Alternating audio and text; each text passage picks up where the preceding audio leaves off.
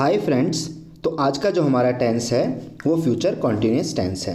Future continuous future tense का दूसरे number का टेंस है।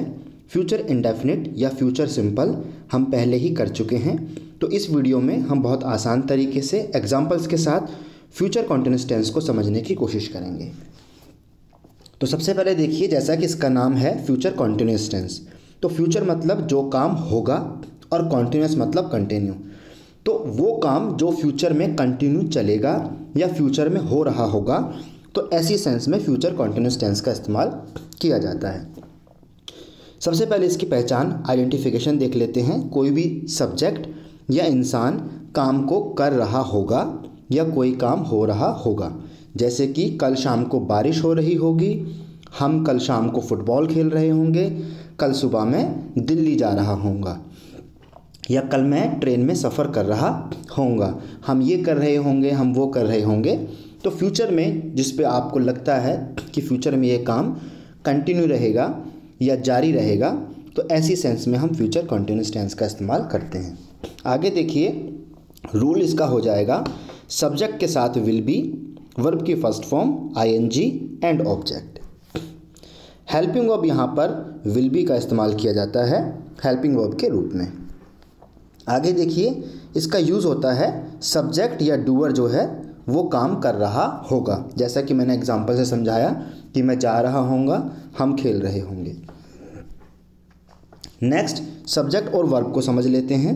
हेल्पिंग वर्ब यहाँ पर विल और शैल का इस्तेमाल किया जाता है। अब यहाँ पे थोड़ा सा नोट कीजिए, आपने सुना होगा कि हेल्पिंग वर्ब के रूप में यहाँ पे विल और शैल का इस्तेमाल किया जाता है। तो ग्रामर में हमने ये पढ़ा है कि आई और वी के साथ शैल का इस्तेमाल किया जाता है, और you, they, plural, he, she, it और सिंगुलर, आई और वी को छोड़ के जितने भी सब्जेक्ट हैं सभी के साथ विल का इस्तेमाल किया जाता है।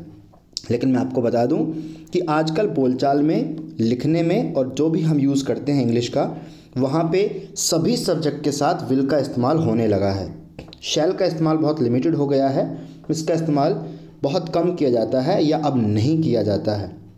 तो ग्रामर में अगर आप समझेंगे तो आपको वहाँ पे ये रूल मिलेगा, लेकिन अब सभी सब्जेक्ट के साथ विल का इस्तेमाल होने लगा है, तो आप विल का इस्तेमाल करें।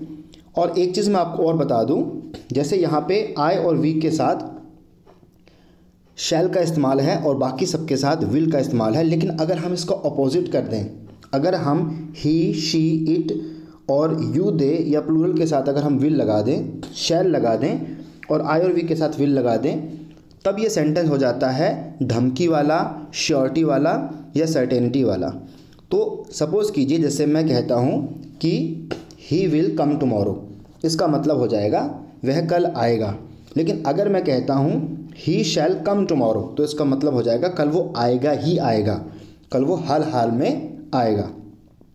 ठीक है। अगर मैं कहता हूँ कि दे शैल कॉन्टैक्ट यू, यानी कि वो आपको हर हाल में कॉन्टैक्ट करेंगे, ओके, या दे शैल बीट यू, वो आपको पीटेंगे, तो ये धमकी वाला सेंटेंस हो जाता है, चेतावनी वाला, कि जब हम उस पर काम पे जोर देते हैं। तो ये चीज़ आप याद रख सकते हैं। अदरवाइज़ नॉर्मल कंडीशन में आप सभी सब्जेक्ट के साथ विल का इस्तेमाल कर सकते हैं। तो हेल्पिंग वर्ब के बारे में हमने जान लिया। आइए आगे एग्जाम्पल क्या करते हैं, हमारी अंडरस्टैंडिंग को और बेटर बना देते हैं, क्योंकि प्रैक्टिकली हम सेंटेंस का ही इस्तेमाल करते हैं लैंग्वेज में। तो यहाँ समझ लेते हैं, we will be watching match tomorrow, कल हम मैच देख रहे होंगे। अब यहाँ पे मैं आपको एक चीज़ और क्लियर कर देता हूँ, ये टेंस है फ्यूचर कॉन्टिन्यूस टेंस। तो जैसा कि मैंने आपको बताया कि फ्यूचर में जो काम हो रहा होगा या सब्जेक्ट काम कर रहा होगा, तो ऐसी सेंस में कॉन्टिन्यूस आता है। लेकिन इस टेंस को सिंपल फ्यूचर की तरह भी इस्तेमाल किया जाता है। जैसे मैं कल आऊँगा, तो हम बोलेंगे आई विल कम टुमारो, लेकिन I will be coming tomorrow या I will be coming tomorrow का मतलब भी यही हो जाता है कि मैं कल आऊँगा। तो बहुत हद तक इसका फ्यूचर सिंपल में भी इस्तेमाल किया जाता है।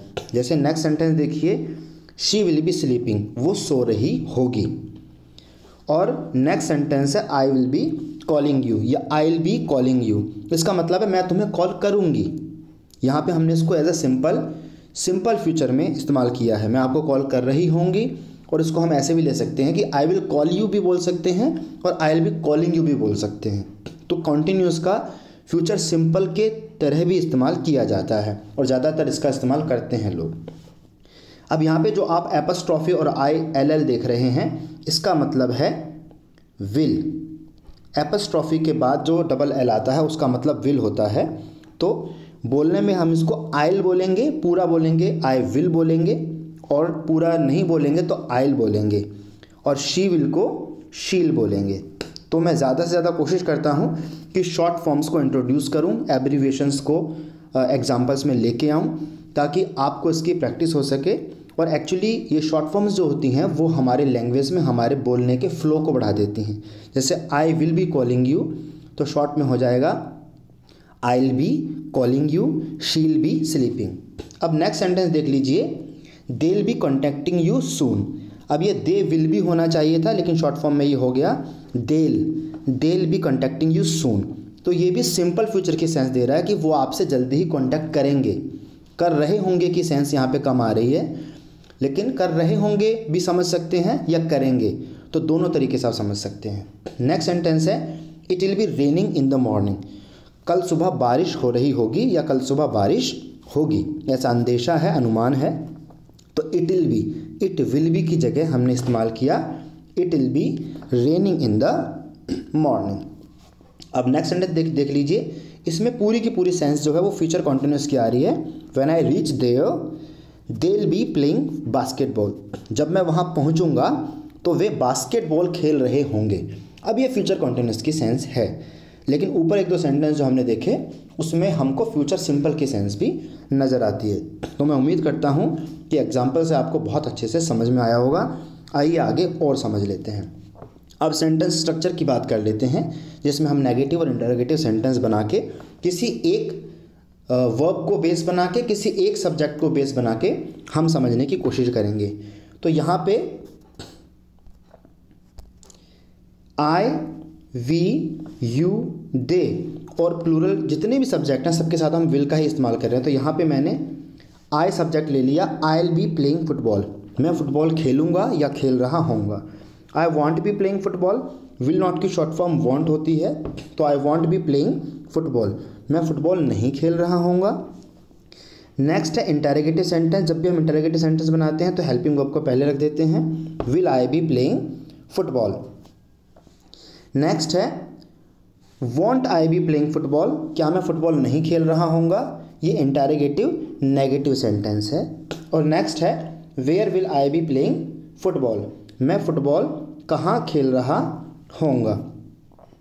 तो ये WH फैमिली से बनने वाला इंटरोगेटिव है, WH फैमिली, उसके बाद हेल्पिंग वर्ब और देन बाकी सारी चीज़ें। नेक्स्ट है where won't I be playing football, मैं फुटबॉल कहाँ नहीं खेल रहा होऊंगा, WH फैमिली से बनने वाला इंटरोगेटिव नेगेटिव। अब देखिए एपस्ट्रॉफी डबल एल का मतलब विल होता है और विल नॉट की शॉर्ट फॉर्म वॉन्ट होती है, विलंट नहीं होती है। तो ये हमने आई से समझ लिया। अब अपनी नेक्स्ट स्लाइड में हम एक सब्जेक्ट और ले लेते हैं जो कि है वी। तो वी ले लेते हैं, जितने भी सब्जेक्ट हैं आपके I we you they and plural, सभी के साथ हम विल का इस्तेमाल कर रहे हैं। तो will be sleeping at this time tomorrow, इसमें फ्यूचर कॉन्टिन्यूस की सेंस आ रही है कि कल इस समय हम सो रहे होंगे। We will be sleeping at this time tomorrow, we won't be sleeping at this time tomorrow, कल हम इस समय सो नहीं रहे होंगे।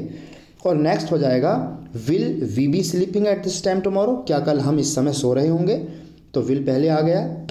नेक्स्ट हो जाएगा interrogative negative, won't we be sleeping at this time tomorrow, क्या कल हम इस समय नहीं सो रहे होंगे। और इंटरोगेटिव सेंटेंस में लास्ट में आप क्वेश्चन मार्क लगाना ना भूलें। Why will we be sleeping at this time tomorrow, कल हम इस समय क्यों सो रहे होंगे, तो WH family, helping verb and then subject. और लास्ट हमारा हो जाएगा WH फैमिली के साथ बनने वाला interrogative negative, why won't we be sleeping at this time tomorrow. तो बहुत ही आसान तरीके से एग्जाम्पल्स के साथ, रूल्स के साथ मैंने आपको ये टेंस समझाने की कोशिश की। मैं उम्मीद करता हूँ कि आपको बहुत अच्छे से ये टेंस समझ में आया होगा। अब आप क्या कीजिएगा, आप सभी सब्जेक्ट को लेके और डिफरेंट वर्ब्स को लेके अपने खुद के सेंटेंस को आप फ्रेम करेंगे, खुद के सेंटेंस आप लिखेंगे, बनाएंगे, बोलेंगे, ताकि आपकी अंडरस्टैंडिंग जो है और बहुत बेटर हो पाए। तो बहुत ही पेशेंस के साथ, बहुत ही धैर्य के साथ आपने इस वीडियो को देखा, उसके लिए बहुत बहुत शुक्रिया। Thank you very much for your time and patience.